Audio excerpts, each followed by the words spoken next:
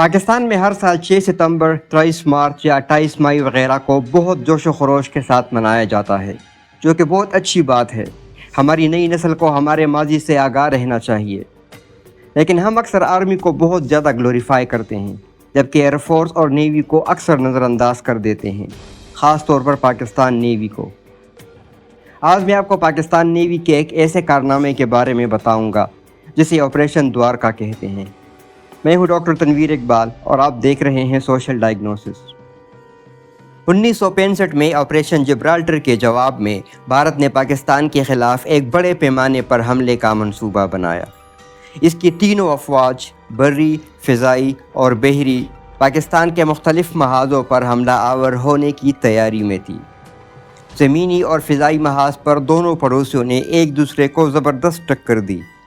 اب دشمن کی نگاہیں پاکستان کے سب سے اہم بندرگاہ کراچی پر تھی۔ کراچی نہ صرف پاکستان کا معاشی مرکز تھا، بلکہ اس کی بندرگاہ ملک کی تجارت اور دفاعی حکمت عملی کے لیے ریڑھ کی ہڈی کی حیثیت رکھتی تھی۔ بھارت کی فضائیہ گجرات کے دوارکا میں نصب اپنے جدید ریڈار اسٹیشن کی مدد سے کراچی پر متواتر فضائی حملے کر رہی تھی، جس سے پاکستان کے ساحلی علاقوں کی حفاظت خطرے میں پڑ گئی تھی۔ دوارکا کراچی سے تقریباً 350 کلومیٹر دور بھارت کا ایک اہم فوجی اڈہ تھا، جہاں سے نہ صرف فضائی حملوں کی رہنمائی ہوتی تھی، بلکہ اس سے بھارتی بحریہ کے لیے ایک اسٹریٹجک پوائنٹ کی حیثیت بھی حاصل تھی۔ پاک بحریہ کے لیے دوارکا کا رڈار اسٹیشن ایک بہت بڑا خطرہ تھا۔ اگر اسے تباہ نہ کیا جاتا تو بھارتی فضائیہ کراچی اور دیگر ساحلی علاقوں پر حملوں میں تیزی لا سکتی تھی۔ اس کے علاوہ بھارتی بحریہ بھی کراچی کے ساحل پر حملے کی تیاری کر رہی تھی۔ پاک بحریہ کو ایک ایسی جارحانہ حکمت عملی کی ضرورت تھی جو دشمن کی توجہ پاکستان سے ہٹائے اور اسے اپنے ہی پانیوں میں مصروف کر دے۔ اس مقصد کے لیے پاک بحریہ نے ایک جرأت مندانہ فیصلہ کیا اور آپریشن دوارکا کو گرین سگنل دے دیا۔ آپریشن کے دو بنیادی مقاصد تھے: دوارکا کے رڈار اسٹیشن کو تباہ کرنا تاکہ بھارتی فضائیہ کی رہنمائی ختم ہو جائے، اور بھارتی بحریہ کی توجہ کراچی سے ہٹا کر دوارکا کی طرف مبذول کروانا تاکہ وہ اپنی جنگی جہازوں کو ممبئی کی بندرگاہوں سے باہر نہ نکال سکے۔ پاک بحریہ نے اس آپریشن کے لیے اپنا بہترین جنگی بیڑا تیار کیا۔ اس میں 7 بحری جہاز اور 1 آبدوز شامل تھے: PNS بابر، PNS بدر، PNS خیبر، PNS جہانگیر، PNS عالمگیر، PNS شاہجہان اور PNS ٹیپو سلطان۔ اس کے علاوہ پاک بحریہ کی واحد آبدوز PNS غازی، جو امریکی ساخت کی جدید ٹینچ کلاس آبدوز تھی، کو ممبئی کے پانیوں میں تعینات کیا گیا۔ غازی کا کام تھا کہ اگر بھارتی بحریہ کے جہاز دوارکا کے دفاع کے لیے نکلتے ہیں تو وہ انہیں سمندر میں ہی ڈبو دے۔ PNS غازی اس وقت خطے کی سب سے طاقتور آبدوز تھی۔ اس کی موجودگی نے بھارتی بحریہ کے لیے ایک نفسیاتی دباؤ پیدا کیا، کیونکہ بھارت کے پاس ایسی کوئی آبدوز نہیں تھی جو غازی کا مقابلہ کر سکتی۔ 7 ستمبر 1965 کی رات پاک بحریہ کا بیڑا کراچی سے دوارکا کے لیے روانہ ہوا۔ آپریشن کی کامیابی کے لیے رازداری سب سے اہم تھی، اس لیے تمام جہازوں کے مواصلاتی رابطے مکمل طور پر منقطع کر دیے۔ نیویگیشن صرف نقشوں اور ستاروں کی مدد سے کی جا رہی تھی۔ بحیرہ عرب کی موجیں، جو عام طور پر طوفانی ہوتی ہے، اس رات بالکل خاموش تھی۔ سب کچھ پاکستان کی فیور میں جا رہا تھا، کیونکہ قسمت ہمیشہ بہادروں کا ساتھ دیتی ہے۔ رات 11 بجے کے قریب پاک بحریہ کے جہاز دوارکا کے ساحل سے کچھ فاصلے پر پہنچے۔ اس دوران بھارتی بحریہ کا ایک جنگی جہاز INS تلوار سمندر میں نظر آیا، لیکن پاک بحریہ کے جہازوں کی فلیٹ نے اسے بھاگنے پر مجبور کر دیا۔ آدھی رات کے قریب بھارتی بحریہ کا بیڑا دوارکا کے اتنے قریب پہنچ گیا کہ پورا شہر ان کی توپوں کی رینج میں تھا۔ آپریشن کو صرف 30 منٹ میں مکمل کرنا تھا، کیونکہ لمبے وقت تک دشمن کے علاقے میں رہنا خطرناک ہو سکتا تھا۔ 12:26 کے قریب پاک بحریہ کے بیڑے نے اپنی پوزیشن سنبھال لی۔ سب نے اپنے توپوں کے اینگلز کو ڈبل چیک کیا اور کمانڈر SM انور کے حکم کا انتظار کرنے لگے۔ 12:30 बजते ही कमांडर अनवर ने फायर का हुक्म दिया। अल्लाह अकबर की सदाओं के साथ पाक बहरिया की तोपों ने आग उगलना शुरू कर दिया। हर जहाज़ ने 50 राउंड्स फायर किए। सबसे पहले गोले द्वारका के असला खाने पर गिरे, जिससे ज़ोरदार धमाकों का एक सिलसिला शुरू हो गया। द्वारका का रडार स्टेशन मुकम्मल तौर पर तबाह हो गया।